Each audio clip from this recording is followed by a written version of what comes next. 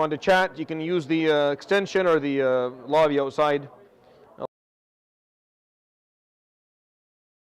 30 of Surat Al-Mudathir last week, and we're going to continue inshallah from there forward.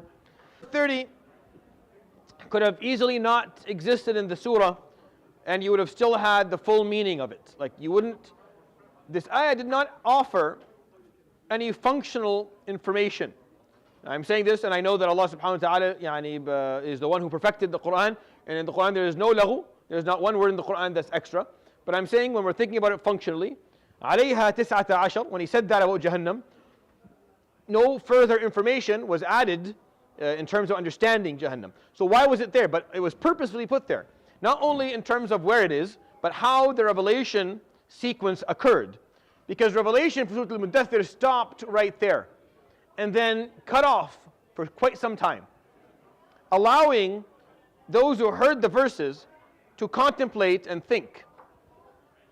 When they heard, سأصليه سقر وما أدراك ما سقر لا تبقي ولا تذر لواحة للبشر. These are heavy words. I'm going to send him to Saqar, to a part of Jahannam that is extremely rigid and harsh. وما أدراك ما سقر, and you don't know anything about Saqar. لا تبقي ولا تذر, it does not leave anything. It does not allow you to, it does not leave life in you, nor does it allow you, it doesn't kill you, and it doesn't allow you to live. Neither life nor death do you find in it. لواحة للبشر, frying the skin.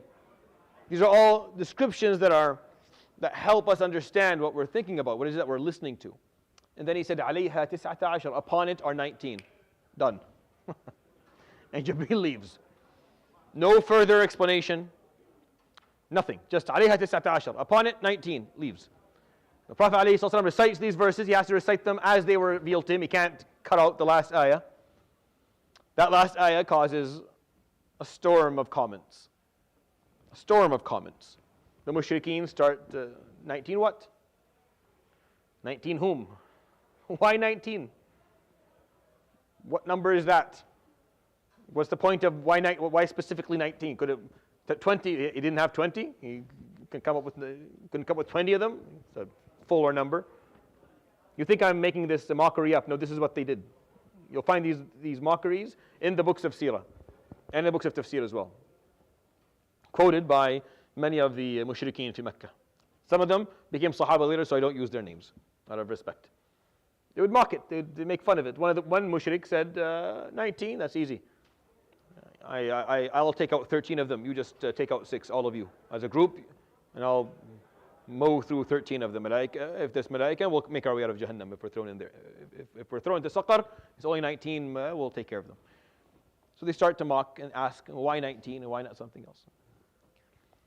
This is one of the most famous flaws of the human mind, which is the focus or the fixation upon details that have no effect on the functionality, or fixation on details that do not change anything in the essence of the story. So when Allah subhanahu wa ta'ala told us the absolutely mind-blowing story in Surat Al-Kahf, beautiful story, even if you don't believe what happened, you still are inspired by these. I'm surprised that no blockbuster movies have been made out of this story. It's a beautiful story. I'm not a director, but I can come up with a screenplay that would make this something everyone would watch. It's beautiful. Just the details that were shared in the story is absolutely beautiful. And at the end of the story, Allah subhanahu wa ta'ala says, سَيَقُولُونَ ثَلَاثَةٌ رَابِعُهُمْ كَلْبُهُم. Some of them will say 3. There were 3 of them, 3 boys. And the 4th was his dog. وَيَقُولُونَ خَمْسَةٌ ثَالِثُهُمْ كَلْبُهُم رَجْمًا بِالْغَيْبِ. And some of them will say 5 and 6. The 6th was the dog. رَجْمًا بِالْغَيْبِ. Rajm is when you're throwing a stone. بِالْغَيْبِ. Throwing, shooting in the dark. Literally, figuratively, that's exactly what it means. It's shooting in the dark. You have no idea. وَيَقُولُونَ سَبْعَةٌ وَثَامِنُهُم كَلْبُهُم. 7, and the 8th was their dog. قُلْ رَبِّي أَعْلَمُ بِعِدَّتِهِمْ مَا يَعْلَمُهُمْ إِلَّا قَلِيلٌ. My Lord knows the number. Only a few people know, like the people who live there. فَلَا تُمَارِ فِيهِمْ إِلَّا مِرَاءً ظَاهِرًا. So don't waste time talking about this. وَلَا تَسْتَفْتِ فِيهِمْ مِنْهُ أَحَدًا. And don't go searching for people to give you a fatwa on it, like tell you what it is. Why? What does it matter? What does it matter if it was 3 or 5 or 7 of them? How does that affect the story in any way? And how does your understanding of this story improve, increase, or decrease if it's 3 versus 7? What does it do for you? Nothing. But we have this habit as human beings of fixation on topics or aspects of a story that don't mean anything. Focusing on details that are meaningless, and just so we don't have to actually contemplate the real picture. Just like, look, when you have an exam, everyone has done this at some point in their lives. I have done this many times when I was younger. When I have an exam coming up and I'm not ready, suddenly I have to go to Staples to buy 15 pens and a couple of notebooks and all these other little gadgets, and then come and I have to spend an hour and a half taking care of my room and setting everything up, and none of this has anything to do with my studying. It increases the likelihood of me studying better in no way at all, but it's just, and then you start taking care of other issues. Then you have to tie up this loose end, and that loose end is because the brain, the human brain, doesn't like focusing on big tasks that are difficult. They get the anxiety piece, it kicks in. It's a big task, requires a lot of contemplation, a lot of work, and it's right in your face, and you don't want to stare at the elephant in the room, so you look for some detail to fixate on so that you don't have to stare at the elephant in the room. It's just how we are. So 3 or 5 or 7, which is it? I'm sure it's, maybe we go ask Fulan. What does it matter? What does it matter? What did the story tell you? What did the story actually talk about? Talked about those who stood for social justice and like, read the story. So reading the verses that way, and like I told you, after Allah gave the 7 commands at the beginning of Surat Al-Mudathir, He started to point out for us what will ruin them. Number 1, it will be arrogance, right? Or stubbornness, or takdhib, refusal of the truth when you can see it, like Al-Walid bin Mughira did. إنه لعذق يعني مثمر أعلاه مغدق أسفله أو أسفله يعلو ولا يعلى عليه. This is his opinion of the words he heard the Prophet ﷺ share. Like, this is not sihr or kahana or anything else. This is absolutely, this is something special. But he couldn't get over himself.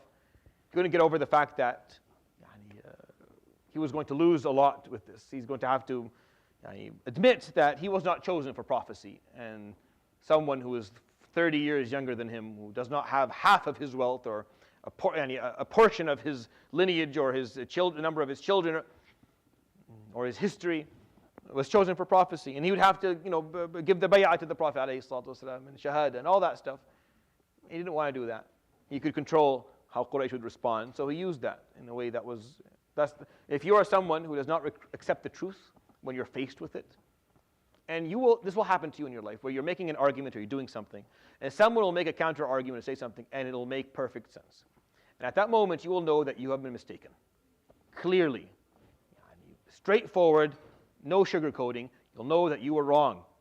And then a part of you, this magical part, I shouldn't say magical, the satanic part of you will kick in that is very good at rewriting the stories and reshaping the narrative and finding ways to make it seem less as if you were wrong and looking for flaws in the other, and just trying to level out the playing ground so that you're not as wrong as you, even though the moment you listened to it, you knew. That's the correct, and I'm wrong. So when they speak of Sayyidina Umar, for example, Khattab, one of the characteristics that people would notice on him, and this is something that is narrated to us by 3 or 4 of his companions, وَكَانَ وَقَّافًا عِنْدَ الْحَقِّ, and other narrations, وَقَّافًا عِنْدَ كِتَابِ اللَّهِ. Either way, he was someone that if faced with an argument that was stronger, he accepted it immediately. Like, he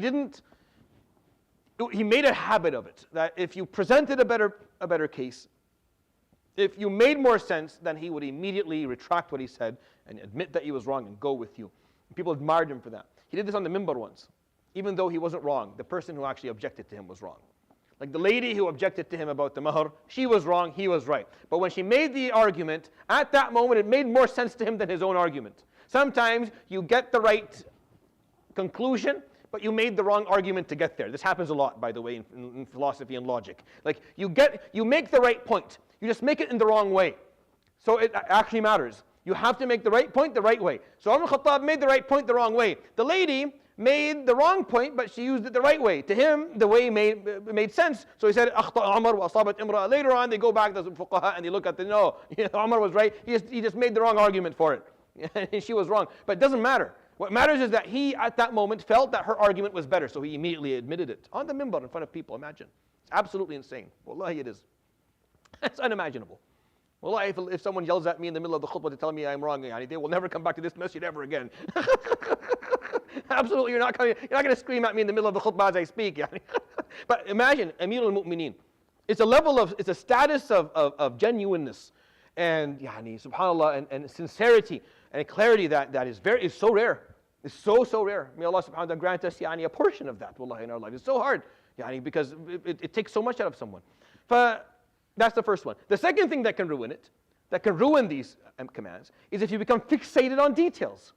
If you become fixated on details and you lose the bigger picture and you don't see the forest through the trees and you're not able to actually zoom out and see what the purpose of all of this is. If you get fixated on details, then you're going to ruin it for yourself and ruin it for others. And we have this problem in our ummah.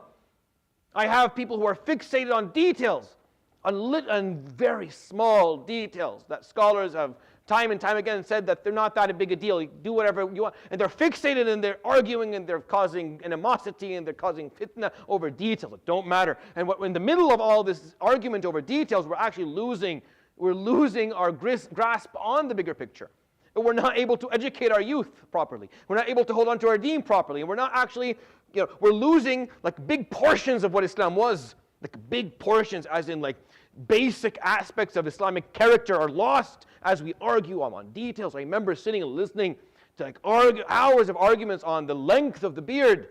Like the length, not the existence of it, the length of it. Just is it a qabda or more or less? And they're going on. And it's not scholars who are making this so they can put it in a book for awam to listen. It's a bunch of younger people who barely even know how to read text properly.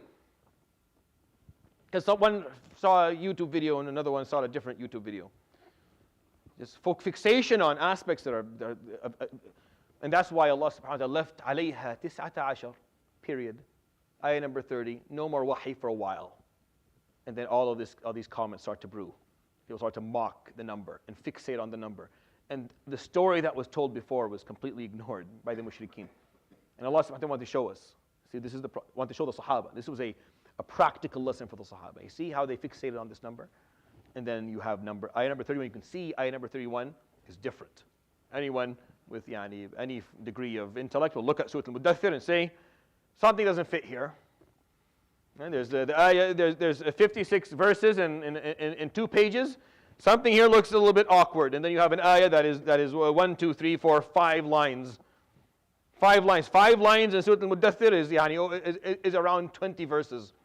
And then you have 1 verse is 5 lines. Why? Because whenever Allah subhanahu wa ta'ala does that, and He breaks the rhythm of the work, is so that you pause and there's commentary here. There's commentary, just like Surat Al-Muzammil, right? The last verse is very long. Why? Because it's different. Real different time to comment on things that happened before. Give a lesson. Give a lesson. Point out, and we talked about that. And here, the same thing. So we're going to read this ayah in portions because it's very long. But we're going to read it slowly and we're going to explain to you what the words mean. It's very clear. Like it's not something that will require too much explanation. Okay, we'll start with ayah number 31, inshallah. أعوذ بالله من الشيطان الرجيم. بسم الله الرحمن الرحيم وما جعلنا أصحاب النار إلا ملائكة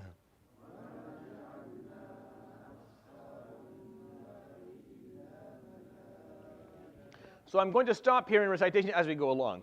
Now you're going to look in your Quran, you're going to see a la on top of where we just stopped in most masahif. You're going to look at this ayah and you're going to count how many of those little la on top you're going to see. There's at least 3 of them. Some masahif may have 4 or more. And this la is where you're not supposed to stop. Not necessarily in recitation, but in explanation. And not in recitation in salah. Like in salah, you can't say, وَمَا جَعَلْنَا أَصْحَابَ النَّارِ إِلَّا مَلَائِكَةً and then Allahu Akbar. You can't do that, right? You can't, as someone who's doing tafseer, I can't say, وَمَا جَعَلْنَا أَصْحَابَ النَّارِ إِلَّا مَلَائِكَةً. Explain it and then go home. I have to finish this verse. Like I have to go to the end of it or else I'm not allowed. But in recitation, as in pauses, you can take pauses, right? You can take a pause here and then read right from after it without going back.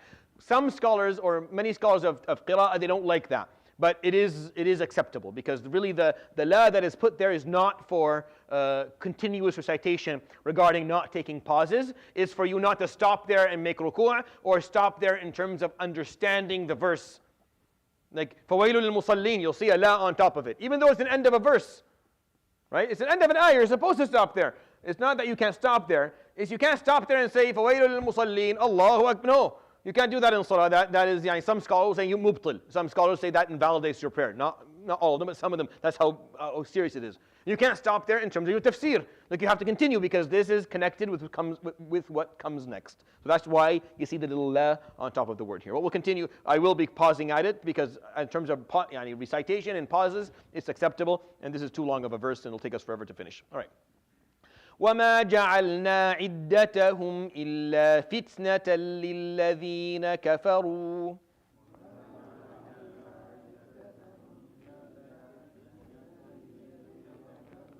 لِيَسْتَيْقِنَ الَّذِينَ أُوتُوا الْكِتَابَ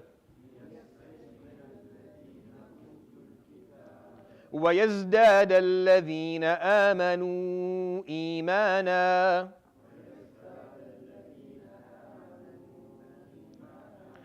ولا يرتاب الذين أوتوا الكتاب والمؤمنون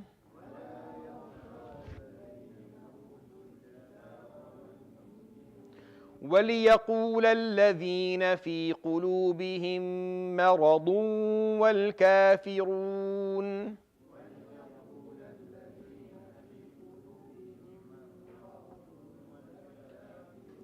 والكافرون ماذا أراد الله بهذا مثلا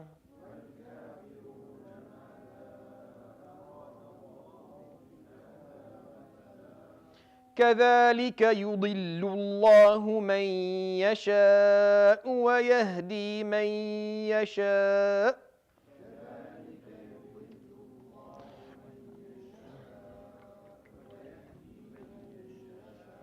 وما يعلم جنود ربك إلا هو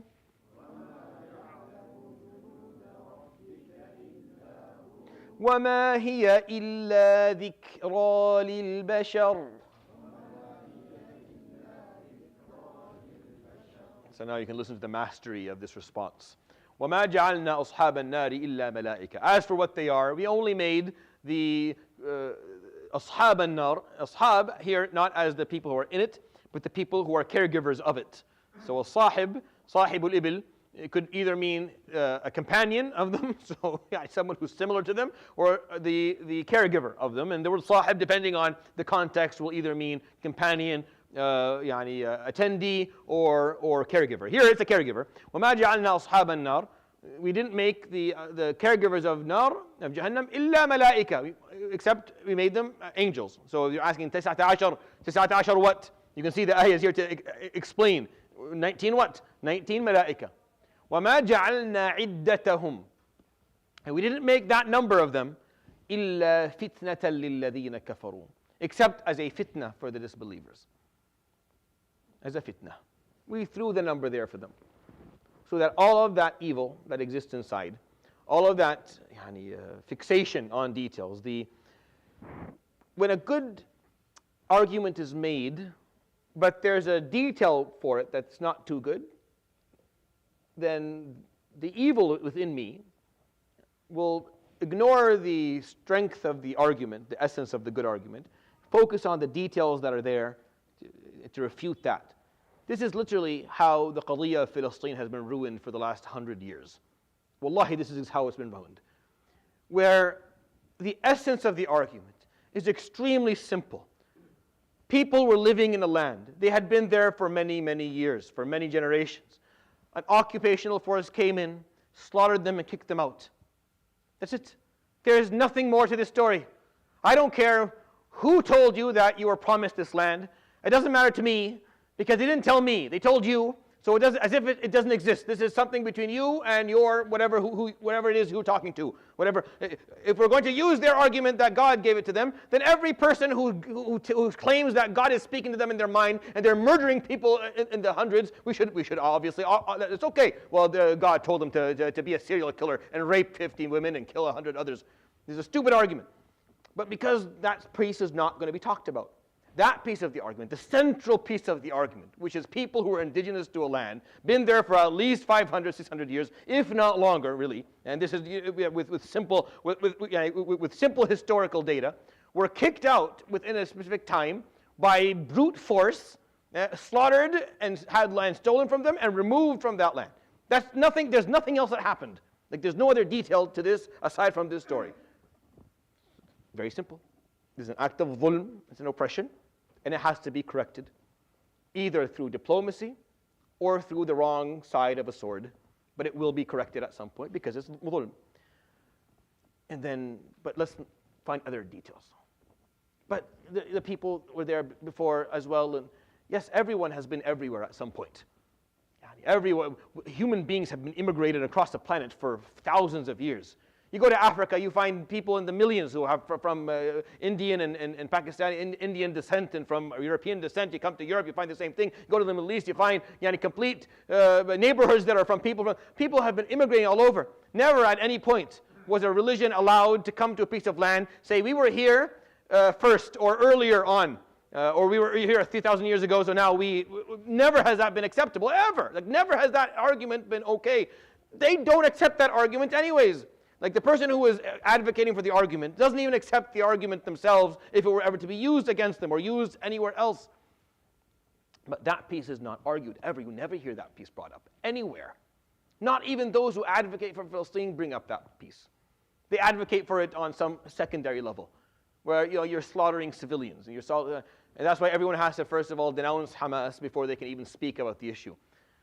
I don't denounce. You don't denounce. We stand by the oppressed. I don't care. The oppressed could be wrong, could be making mistakes, but I don't care. They're oppressed because the bigger picture is simple. Oppressor, oppressed. I'm not going to hold the oppressed accountable for the mistakes that they make, the marginal mistakes, that they didn't do this right, they didn't do this in the best manner possible. I'm not there to actually correct them, and I'm not involved in their decision-making process. But I'm not defending them either, but I don't care. I'm not going to hold them accountable for anything because they're oppressed. I'm going to hold the oppressor accountable. Remove the oppression, and then we'll hold them accountable for the mistake. I'm happy to talk about the mistakes of Hamas. Once you remove the occupational force that's sitting in the middle of a land that displaced thousands of people for the last 75 years. Remove them, get out, or come back as guests the way you should, or come back and settle as immigrants as you should always have done, and then we'll talk about the mistakes. What are you doing? I'm not going to talk about it. It's as if a teacher and a student in a class. If the teacher slaps the student, I don't care what the student did. I'm not going to sit down and listen to it. That teacher is going to jail and is going to lose their ability to teach. If a physician and he builds a sexual relationship with a patient, I don't care what the patient did. I'm not listening to it. It doesn't make it to the ears of the judge. You're the oppressor in this story. If an imam mistreats a congregant in a personal space, it doesn't matter what the congregant did. It doesn't matter how she was dressed or what she said. It's on him because he is the oppressor in this story. But if you try to make the arguments, then you know you're already selling out. And you try to defend the oppressor by looking for details that may, and this is how they do it. The propaganda is looking for little details and distracting everyone with the details. Distracting everyone with the details that have nothing to do with the story. It's absolutely, I can't listen to it because at some point, if I listen to it, I'll have a stroke. I'll lose my mind. You can't listen to an argument that has nothing to do with the actual problem. It's very, very frustrating when you learn this aspect of human behavior, because we all do it. When we're losing the argument, we look for the details. We look for the little details that don't matter that much, and we try to emphasize them and blow them up to make them bigger than they actually are. When the Prophet ﷺ was very good at staying on point. You could try to distract him, you would always bring it back, stay on point. Learn to do this in your life. If you have the right argument, and you should never stand by the wrong arguments, always stand with the right argument, is don't let someone distract you with silly details. Stick to the point, argue the point. The person in front of you will lose eventually. Just argue the point. And this is our problem as an ummah. We have failed in defending strong arguments that are correct. And we've allowed those with a little bit of their mental tricks and propaganda to ruin this argument with details that don't mean anything. Because of European guilt after the Holocaust, they decided to gift them a piece of land that didn't belong to them, that had habitants on it, that had people who were living on it. The dumbest things I've ever heard. Wallahi, it's just so plain stupid and oppressive. and transgressive and wrong, right? But no, we'll find a way to argue something else. We'll find some way to play with details here and make it seem as it, yeah. We do this as well in our lives. You've done it before. We've all done it. We lost the argument, but we focused on a few details to make our argument seem stronger, but it isn't. And that's why the Prophet ﷺ would tell people, يعني لعل بعضكم أن يكون ألحن بحجته من بعض فأحكم له وفق ما أسمع. Maybe some of you are better at argument points than the others. Don't be happy if I give you judgment. If you know you're wrong, if you know all you did was you just knew how to twist the truth a little bit and argue the details, and the other person had the truth but didn't know how to argue it, didn't know how to explain it properly, فإنما أقتطع له قطعة من النار. And when I give you the judgment and you've done that, I am gifting you a piece of Jahannam. Enjoy it. Eat it, drink it, it'll stay within you, and you will give it back to Jahannam yawm al-qiyamah wal'iyadu billah. So this is why the ayah comes, وَمَا جَعَلْنَا عِدَّتَهُمْ إِلَّا فِتْنَةً لِلَّذِينَ كَفَرُوا. We made that number as a test, a trial to the disbelievers, to see, it's a bait, will they bite? So that the Sahaba can watch. You see what they did? Don't do that. That's why later on when Surat Al-Kahf came along and it said the same thing, teaching, these happen time and time, don't do that.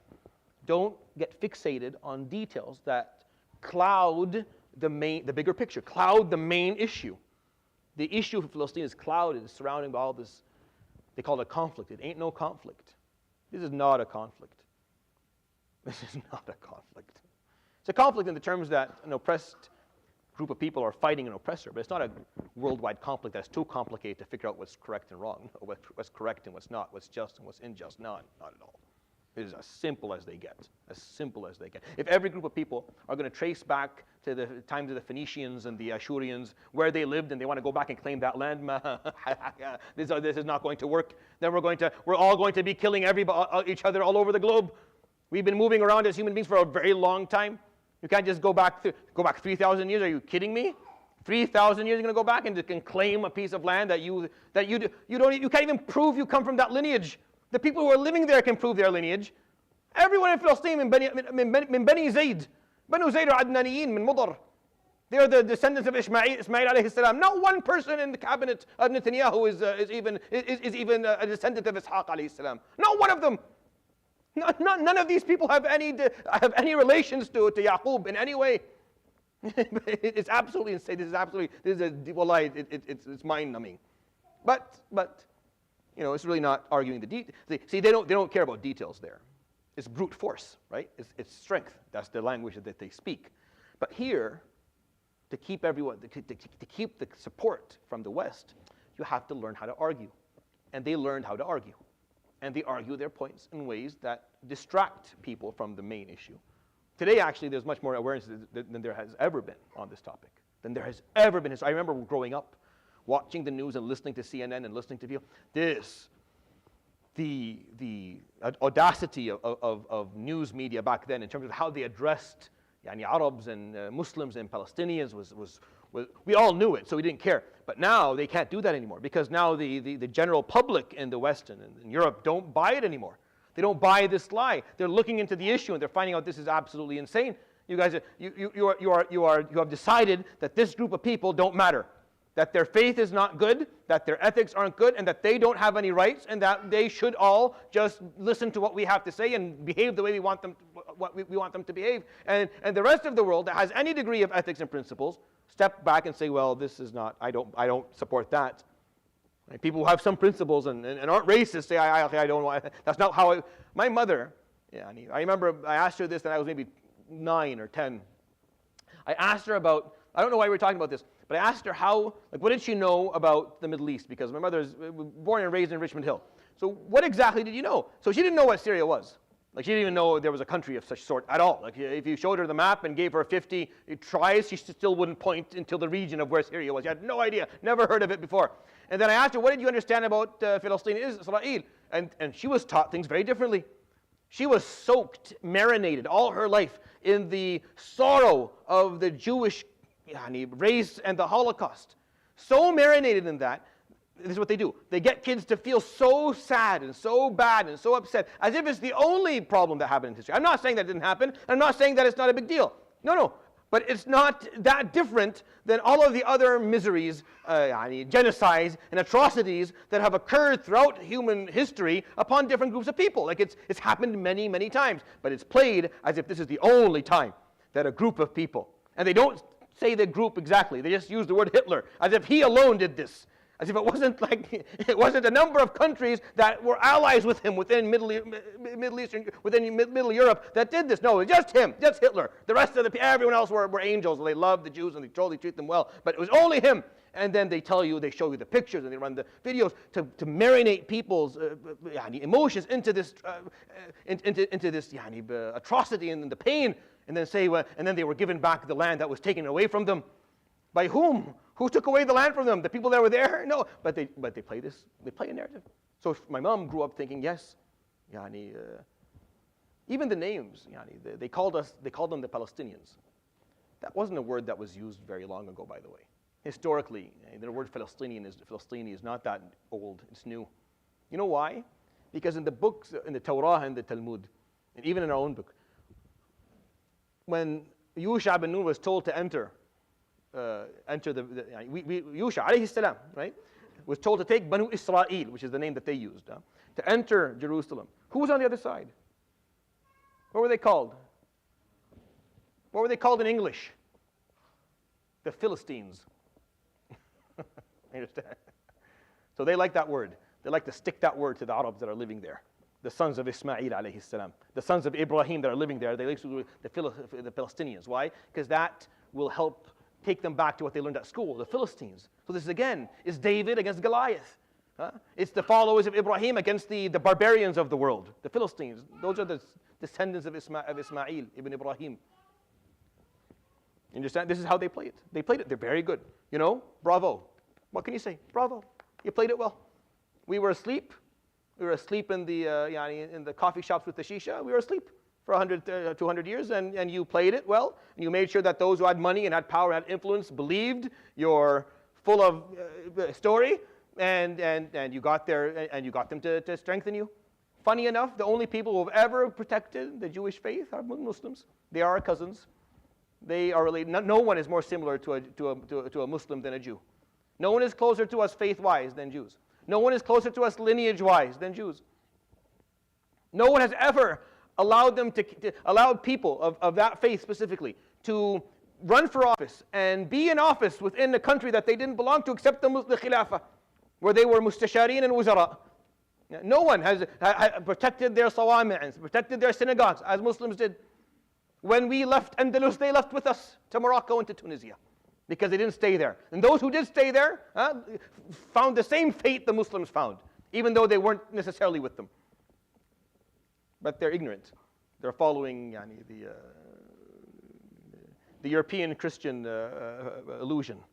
And they're turning their backs on those who always treated them fairly and always protected them. We call them Ahl al-Dhimma in our deen, the people whom we are responsible for. In our dhimma, meaning I carry them around as my responsibility. They have to be protected.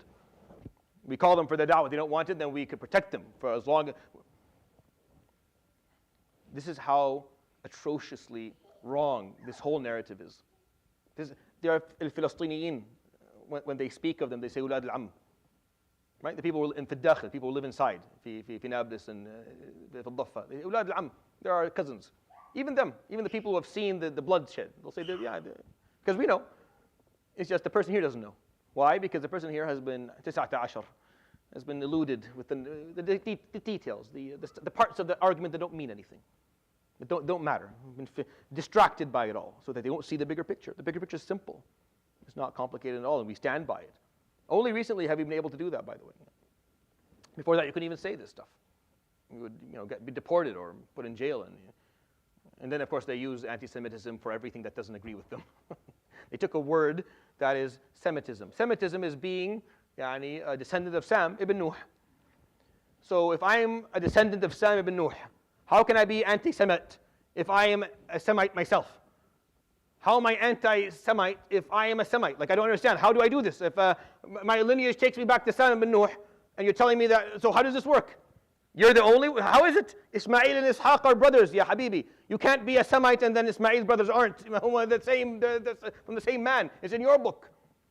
But again, it doesn't matter. Though that simple truth, that simple fact doesn't matter. Because we can find ways around it. We can find details to distract people with, and they'll believe it, and they'll buy it. Alhamdulillah, now less people are buying it.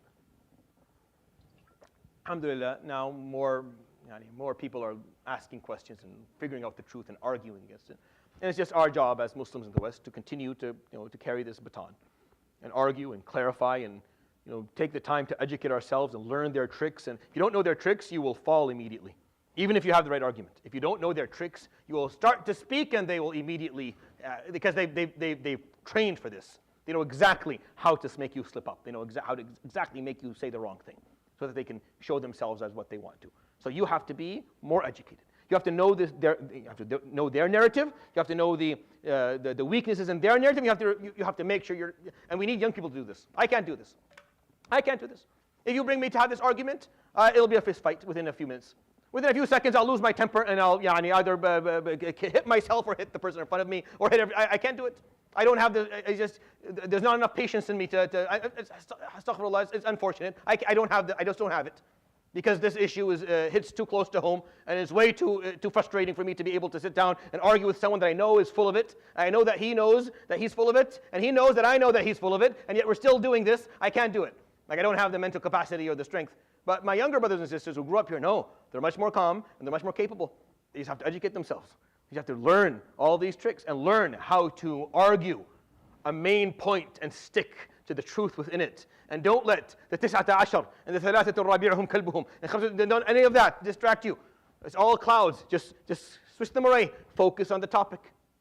And when you do that, you come up. And that's why, for example, someone like Mahdi Hassan, whenever he argues, it trends. Why? Because he knows their tricks. He knows what they're doing.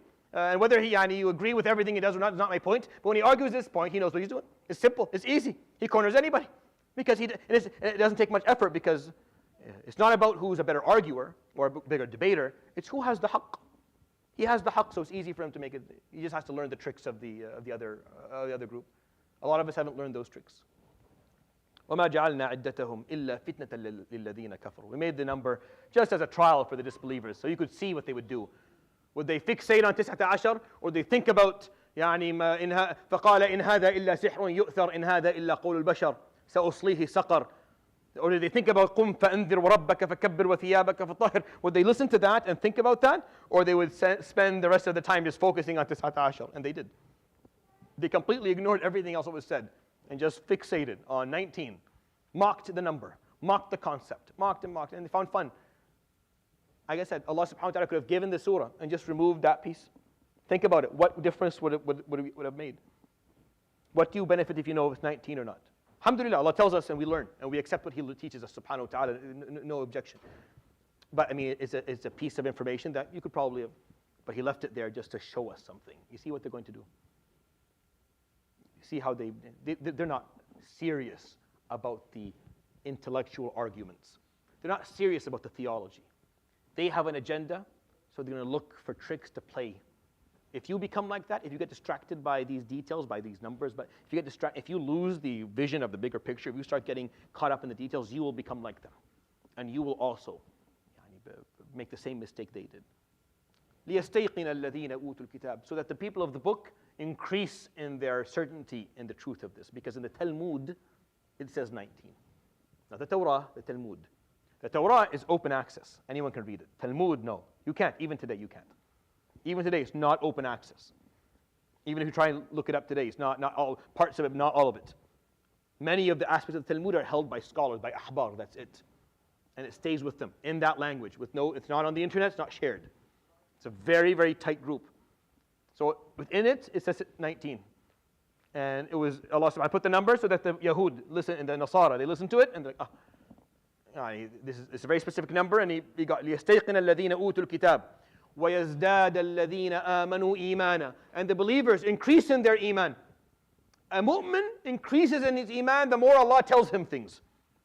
He doesn't focus on details. He doesn't use those details to distract himself. No, he just increases. The more Allah teaches, the more the mu'min becomes mu'min.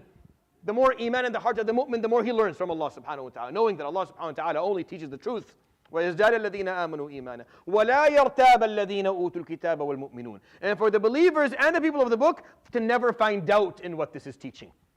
The believers not to find doubt because they're focusing on the bigger picture and not being distracted, and because of the people of the book, because of this detail that Allah subhanahu wa ta'ala left for them as a reminder. وَلَا يَرْتَابَ الرَّيْب is doubt, so that they don't have doubt. وَلَا يَرْتَابَ الَّذِينَ أُوتُوا الْكِتَابَ وَالْمُؤْمِنُونَ وَلِيَقُولَ الَّذِينَ فِي قُلُوبِهِم مَرَضٌ وَالْكَافِرُونَ. And for the people who have diseases in their hearts, the arrogant and the vain, and those who refuse the truth because they don't like it, or for whatever other reason. وَالْكَافِرُونَ, and the disbelievers, the open disbelievers, for whatever reason. ماذا أراد الله بهذا مثلا. Why did Allah give us this example? Why would Allah subhanahu wa ta'ala give us this example why would He give this method? Why would He point out 19? Why do we need to know this? Why is He telling us this? Why is He? ماذا أراد الله بهذا مثلا. The arrogance of the human being when he speaks about the Almighty subhanahu wa ta'ala. Questioning what he does not understand because he doesn't understand it. كذلك يضل الله من يشاء ويهدي من يشاء. And it's like that. Allah subhanahu wa ta'ala sends astray those who want to be sent astray, and guides those who want to be guided. And then He says, وَمَا يَعْلَمُ جُنُودَ رَبِّكَ إِلَّا هُوَ. And the only one who knows the soldiers, the creations of Allah, who perform tasks for Him. That's what a jundi is. A jundi is not a soldier. Like in the context of a war, in an army it is. But a jundi is anyone who performs tasks for you. Like, so if you have someone that you employed and they do whatever you tell them to do, that's a jundi of yours. In the context of an army, it's called that. We use the word soldier. Outside of the context of an army, I don't know what they call it in English. I don't know what the an agent. So al-jundi, that's what it means. So the agents of Allah, meaning the ones who do tasks for Him subhanahu wa ta'ala. Who knows them? وَمَا يَعْلَمُ جُنُودَ رَبِّكَ. And the only one who knows the agents of your Lord is Him. It's only Him. He knows how many He put and how many He doesn't put. He knows. No one else does. You can't argue with this or against this or ask questions. You don't know anything. What do you know about Jahannam? What do you know about these malaika? You know nothing. Only that what He explains to you subhanahu wa ta'ala. So why are you questioning any of it? Why are you saying, what do you know? It's just the fixation on the details. It's a part of it. وَمَا هِيَ إِلَّا ذِكْرَى لِلْبَشَرِ. And this is only going to serve as a reminder to the human race, to people. Why bashar? Why people? Because this is a human flaw. This flaw of arguing the detail, focusing, this is a human flaw. So this serves, is what he's saying. This ayah, وَمَا هِيَ, this whole predicament, pointing out the 19 and people making the comments in this ayah, وَمَا هِيَ, all of this, إِلَّا ذِكْرَى لِلْبَشَرِ, a reminder for the human race. Learn. You have to stop doing this. It's an urge that you have when you feel that you're wrong or you're weak. I don't like giving any specific examples. I think the example of Philistine is perfect for this, but you can come up with a few in your life. You can come up with a few of these examples of why, when you're wrong, when someone points out to you that you didn't do your job properly. Right? You didn't notice something. You didn't finish the task. Well, I was busy and I only saw the email at night, and my mother needed to be taken to the doctor, and the professor I said it at the end of and I didn't hear it, and my computer wasn't working, so I wasn't able to open to the email the second day, and you start making up. You didn't do your job. That's where the whole conversation ends.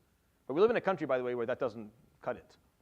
Like where the details actually, what people who are good at arguing details, they get away.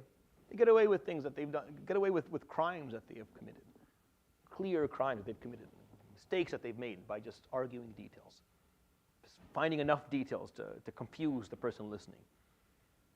Judges, they are trained not to let lawyers distract them from the point that's being argued. But the jury is not. The jury, the 12 people who are brought, like yourself and myself when we're brought, we're not trained to do this. So we can be easily. So the lawyer on the other side has to just, if he has the truth, he just has to always bring things back. All of these are details. Yes, some of them are messed up or unclear, but what do you know for sure? What is clear to you? And that's why if you study the qawaid fiqh, I did a course on the qawaid fiqh, the jurisprudent maxims of jurisprudence. And number 2 what? اليقين لا يزول بالشك. What you know for sure, certainty, cannot be removed with doubt. What you know for sure, don't allow clouds of doubt or discrepancies or conflicts or any contradictions or circumstantial evidence or details that are being argued take away from you what you know for sure. In any given situation, you also have to ask yourself, what do I know for sure? And what do I not know for sure? And if you do that, you'll always stay on point in your life. But that's not what they did. Right? They loved the Tis'ata Ashar piece. That was fun. Almost if that ayah didn't exist there, then they would be forced to listen to it. But it was put there, Allah subhanahu wa ta'ala says, فِتْنَةً لِلَّذِينَ كَفَرُوا. It's put as a test, a trial. Let's see. You take the bait. It's a piece of information. It's a truthful piece of information that actually is there for the Yahud to listen to.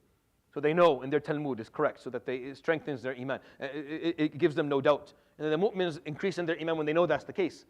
But the people who have problems in their hearts, people who have arrogance and vanity and refusal of the truth, they'll use it as a way to distract themselves from the actual point.